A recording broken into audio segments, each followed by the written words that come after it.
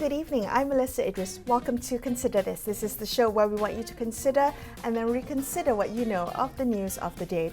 The Education Ministry says it will hold another special recruitment of new teachers, this to address the current shortage of teachers nationwide, especially in the subjects of Bahasa Melayu, English and Islamic Studies. Will a one-off recruitment solve the shortage of teachers once and for all? Joining me on the show tonight is Shahnaz Al-Sadat. She is the chairperson and co-founder of the educational social enterprise Leap Ed Services. Shahnaz, thank you so much for being on the show today. I'm quite curious to know or to better understand what you think are some of the root causes of the teacher shortage issue in Malaysia. Sure. Well, thank you for having me here today. But I guess, the root causes of teacher shortage, I think I just want to debunk a couple of myths around teachers. One is people think that teachers is an easy job. It's actually a professional job. It's highly technical. I would put them the same pedestal as even lawyers, accountants, and doctors, who you would never put to do whatever they need to do without qualification, without training and experience. The other bit is that sometimes people say, be teacher easy kan, 1 o'clock you can go home. I have been working with thousands of teachers in the last 10 years, and 95% of them really have no working hours, as in they are literally dedicating their life to this profession, sometimes to the detriment of their family, actually, and then to their own pocket. They actually put in money and all that. So it's really not an easy job. And I personally feel that it is actually one of the hardest job in the world. So with that in mind, okay, looking at what is actually needed in our system, this is not a short-term thing, something that you have to plan actually. Um, and I think one of the issue I think the Malaysia suffers a little bit, I have to say, is because of the policy flip-flopping, because you're planning ahead. When I came into the education space about 10 years ago, PPSMI was just reversed, for example. Then you're flooded with maths and science teachers who've been trained in English. And then suddenly you get into school, now they have to actually teach in Bahasa Malaysia. I think half of them probably became English teachers instead, which is probably a good thing. But but some of this does actually affect the issue around these shortages. But I must say, based on my experience going to school, about 99% of time, and I think this is diligent by MOE, is that the numbers. So if the school needs 70 teachers, there is 70 teachers. If the school needs 100 teachers, there is 100 teachers. Our problem in the education space, we talk about option, which is the right? The problem is that the bodies are there, but it's a mismatch. So they're trained in something else, they're teaching something else, right? And this, unfortunately, I don't fault anyone because nobody has a crystal ball. And so sometimes you do make some forecasting and you have to make some assumptions around in and out, like how many teachers would stay, how many teachers would retire, things like that. And actually, some of the areas is because teachers themselves, because they want to stay in a particular locality, even though they say maybe they are English teacher, but that locality actually requires Bahasa Malaysia or requires a maths. Sometimes they rather teach that because they want to stay, they want to remain. Right. So this issue is not yesterday's issue. It's been going around for the last 10 years or more, actually. So you will then see this mismatch is happening. But actually, quantity-wise, only the sekolah pengendalaman, I think, suffers from the quantity issue. Our issue is that there's a mismatch. Okay. So for the urban areas, this mismatch that you're talking about of what they're trained in and versus what they're teaching, I understand that it's very difficult to predict some of the fluctuations of where the demand and the supply is going to be. But is there a way to better forecast this, to better plan this? And what are some of the short-term measures that might kind of be stopgap measures while there are long-term measures being implemented? Yeah. Certainly, I think anything we do, there's always areas for improvement, and you continuously improve it. I think one of the things, particularly in the short term, really, I think we should just critically look about, because we should enable teachers if they need to move options, right? So how do you then support these teachers actually in making that transition? This is something I think we haven't really thought through systematically. Because for me, I rather spend time actually supporting them because they're already in the system, Mm-hmm. rather than spending time recruiting new teachers who has to go through the training and qualification and experience, right? So this one is that they already have the some of the experience, but just how do you then enable them or make that transition to different career options. So for me, in the short term, it's something definitely we can actually do. Is it very difficult, based on your understanding, for teachers to switch options? Well, I mean, it does depends on the category. Like, so if your option is like STEM, between maths and science, I mean, there is that mobility. You can, for example, if you're a language, then between the languages, you can. Between the arts, you can. Now, moving maybe STEM to language, actually not so easy, but it has been done in the system. I've seen it, right? Okay, all right. Yeah, it should have. Shanas, I have to ask you, do you think there is awareness among policymakers about some of the different issues that you pointed to? The issue of this being really a professional job, therefore you need to recruit the kind of best talent. The issue of training, of making it easier to switch options, the mismatch between training and teaching, the disparity between teacher location in the rural and urban area, the disparity in distribution. I mean, do you think that they're aware of all these issues, and is there a diagnosis being done about what's happening? Well, everything that I said is not exactly original from me. I think quite a fair bit of this is actually written in the blueprint analysis that we actually have. Okay. So I wouldn't think that they don't know. But I guess a question of prioritization, right?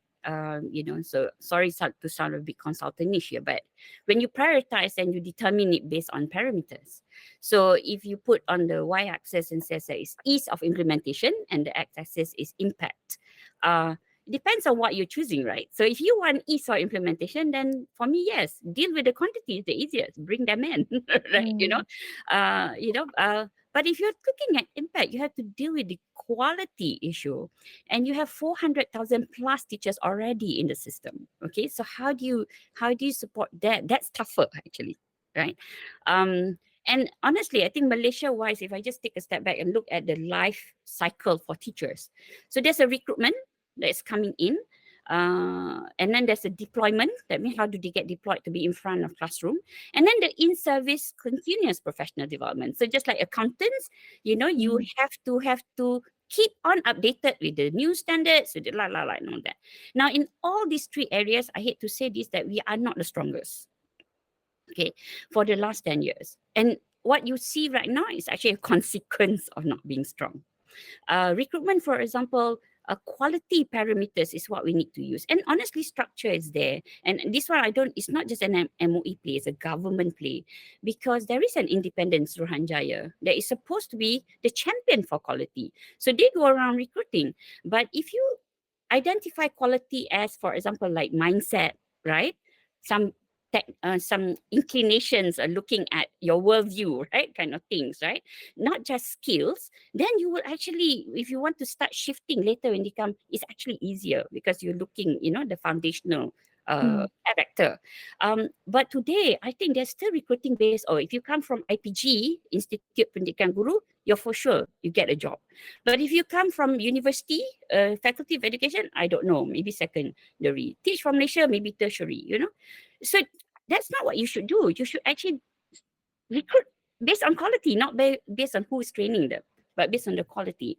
Second, in the deployment and transition, Malaysia is a bit behind here because like UK and Australia, there's a lot around not just you're qualified, but are you ready to be in front of the kids in the classroom or not? Okay, so there is actually an assessment for this because Mm. just like accountants, I mean, I'm an accountant, I speak a lot as an accountant because when I got deployed after I'm qualified, I'm never alone. I have a team, right? But in school, we will put that teacher right in front of that 40 kids with no support. I mean, deploying and transition is really a weak issue. And then the third bit is continuous this in service. It's only the last 3-4 years, I think, that MOE has identified a specific IPG, sorry, Institute Pendidikan Guru, that deals with in-service, right? It's only the last 2-3 years, if I'm not mistaken, 5 years the most.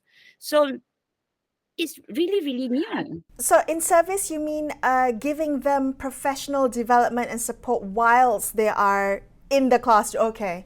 Even their technical content, so buy the options, for example, right? Because things change, right? Your content will change. So how do you make sure your teachers is always up to date or always like ahead of curve, in a way, so that they're always anticipating rather than right now we are firefighting.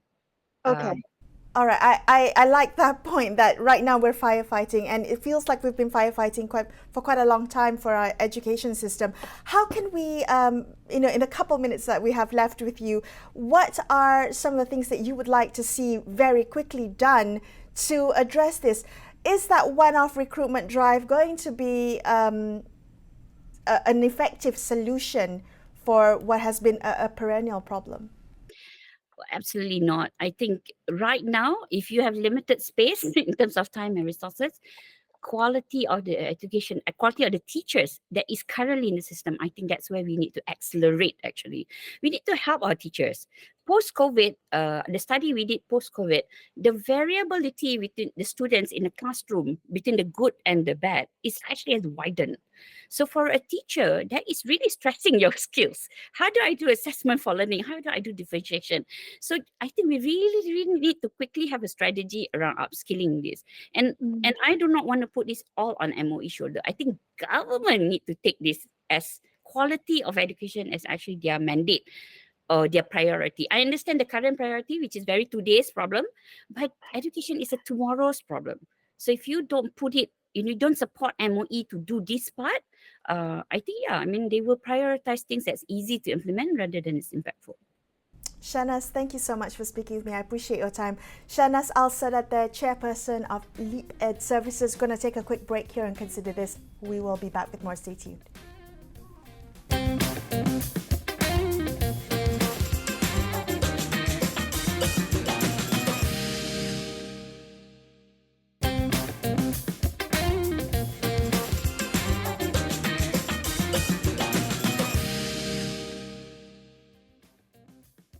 Hi, welcome back to Consider This. I'm Melissa Idris. Let's continue our discussion about the current the shortage of teachers.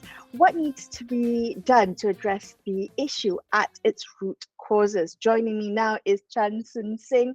He's the Chief Executive Officer at Teach for Malaysia. Soon Sing, thank you so much for joining me on the show. The issue of a shortage of teachers, that's not a new issue. It's not a new problem. We know that it's been happening for quite some time. But I'm wondering what your assessment of the situation is. How do you view this issue? Yeah, it's good to be here, Melissa. I think that, like you said, we've had this issue of teacher shortages for a very long time. And I think one of the big challenges with this issue is the fact that we have a very, very highly centralized system, which means that every teacher that's recruited into the system is recruited at the federal level. So at the Putrajaya level through the Education Service Commission. And then they get then placed through a trickle-down system where an allocation is then sent to states, to districts, and then allocated to schools. So in many other decentralized systems in the world, principals actually have the right to hire and fire their teachers. So they select and recruit at the school level. But Malaysia is different in the sense that we're very, very centralized, and which means that one body, or at least the federal level, has to then account for every single vacancy across the entire system.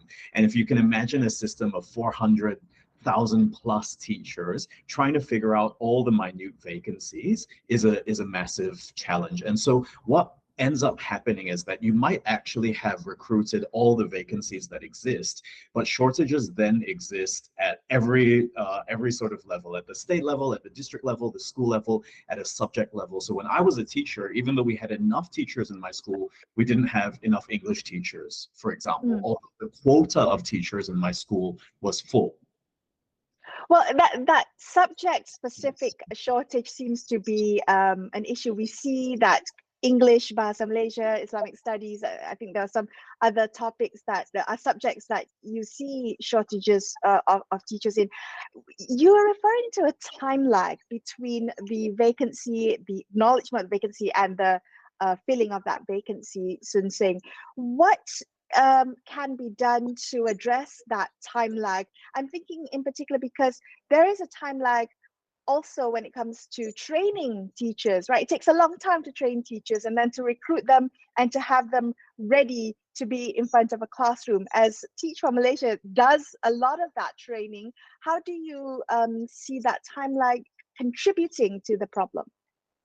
Yeah, so there are a couple of challenges with the mismatch. So one of the challenges that the ministry faces is that at the secondary school level, candidates are taken in from public universities, and public universities don't necessarily intake candidates based on the Ministry of Education's requirements or projections for what will be needed in the future. The challenge of projecting, but the challenge again of a centralized system is that projecting your needs in a very minute way or a very granular way into the future can also be an extremely massive challenge, because you're not sure where to account for at the most granular level. So a couple of things that can be done, right? So I think number one, is really this piece of how do you align the university intake alongside the MOE's projections. But the reality is also that the Ministry of Education is not going to be able to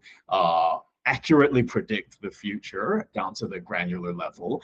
And that's where programs like Teach for Malaysia can come in. So for example, Teach for Malaysia has partnered with the Ministry of Education to recruit, really promising and diverse leaders to go into the classroom. They don't have education backgrounds, but we can place them immediately into the classroom through an employment-based training model. And so what happens is that they go through a very short pre-service program. They go straight into the schools based on the vacancies that the Ministry of Education has. And we work with the Ministry of Education historically to provide a diploma to qualify these teachers and provide very, very high touch training and support throughout 2 years to ensure that they are placed in the classroom, but qualified and supported to be able to meet the needs of their students from day one at a very, very high quality. And so that's an example of how the ministry could, in the short term, address some of these challenges.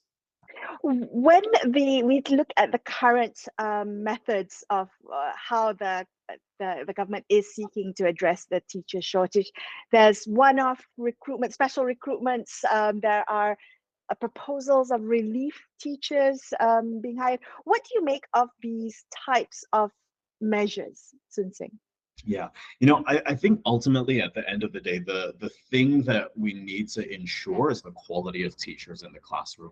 Some of the challenges with some of the one-off teacher intakes is that some of the teachers either might have been education graduates, but haven't been in the classroom for a very long time since they've graduated. So there's about potentially 2 or 3 years of just being rusty of being a teacher in the classroom.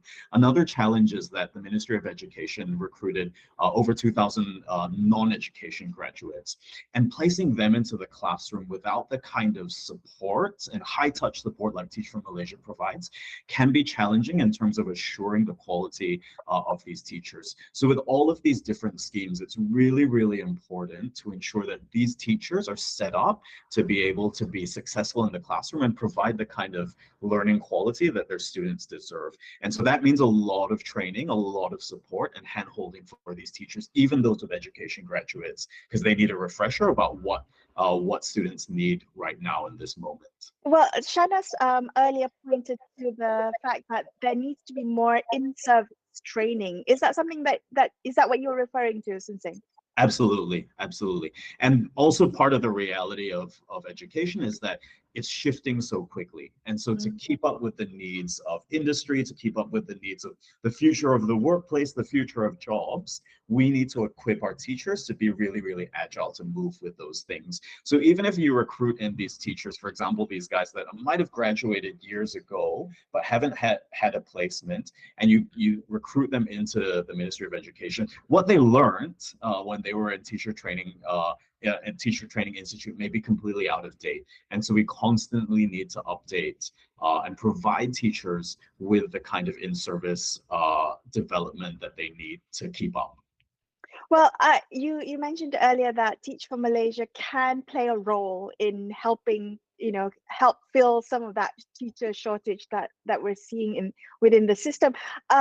Is that a possibility? Are you optimistic that could be one of the solutions that the government adopts? And I'm wondering whether there's a role for other stakeholders to play beyond the ministry.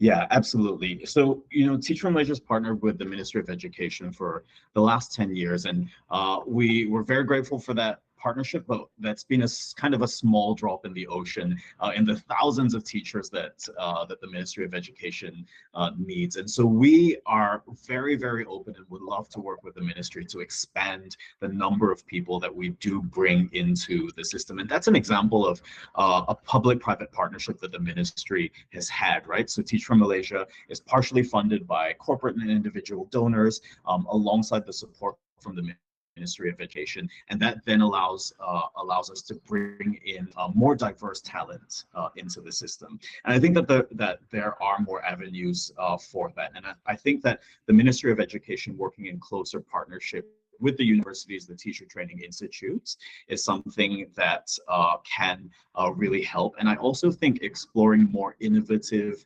models of teacher training. So for example, now it'll take you it's anywhere between 1 to 5 years of pre-service training before coming into the system. Another challenge is that the Ministry of Education made a choice to only intake students from public universities or overseas universities. 47% of Malaysian tertiary students are in private education. And so really opening up that pool of where students can apply from will be really helpful, and working in closer partnership with universities, public, private universities, to project demand, but also create more innovative employment-based modules or models of teacher training like Teach for Malaysia can be helpful. Is there a role for the schools themselves at a more granular level for school leaders to participate or to help address the time lag that it takes to address the teacher shortage? Absolutely. I think that in the long term, we really, really need to think thoughtfully about how we empower school leaders to have the authority to recruit their teachers. And that may not mean like tomorrow, okay, all school principals, you can go off and recruit all the teachers you need. But for critical roles, we may there may be a provision to at least begin to create space for school principals or even the district level to recruit teachers. There is some flexibility with this now, with the Guru interim scheme, where states can appoint teachers, but it's very challenging in the long run to have this be a sustainable module. That doesn't mean that we should completely decentralize the recruitment and selection of teachers. In rural areas, it can be very, very challenging to recruit people. And this is where federal schemes that make it more attractive to go into rural areas can be very, very important. But ultimately, at the end of the day, I do believe we need to shift towards a more decentralized form of recruitment and selection of teachers. Can I ask you what happens if this issue isn't addressed in the long term? I mean, what are the implications of a teacher shortage, particularly in some specific subjects? How does that affect the learning outcomes for students? Yeah, I think listen, in the long term, so the teacher shortage in the grand scheme of things is a very, very small amount. It's about 4+%, right, of the teachers that we need. And so actually, I think one of the things that we need to focus on it to overcome the teacher shortage is really this idea that in Malaysia, the Ministry of Education is the largest ministry in Malaysia. It receives the largest portion of the budget, and the majority of that budget goes to teacher or Ministry of Education salaries.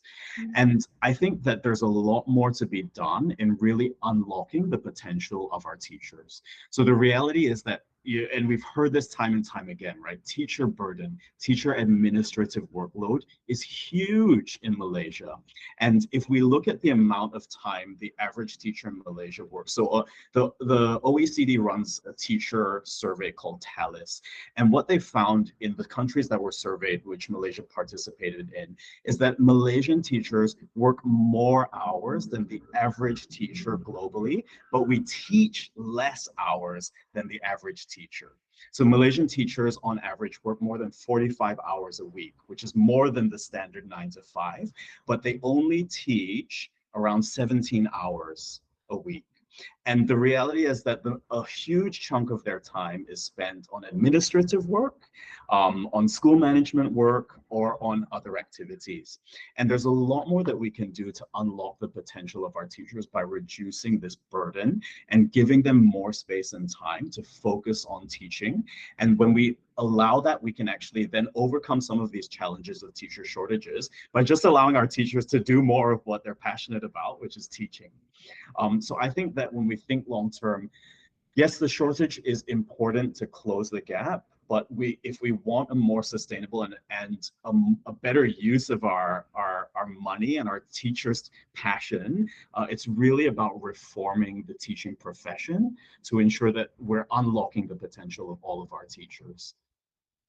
Sun Seng, it is always so enlightening to talk to you. I want to thank you so much for your time in joining me on the show. That was Thanks Chan much. Sun Seng from Teach for Malaysia, and that wraps up this episode of Consider This. I'm Melissa Idris, signing off the evening. Thank you so much for watching, and good night.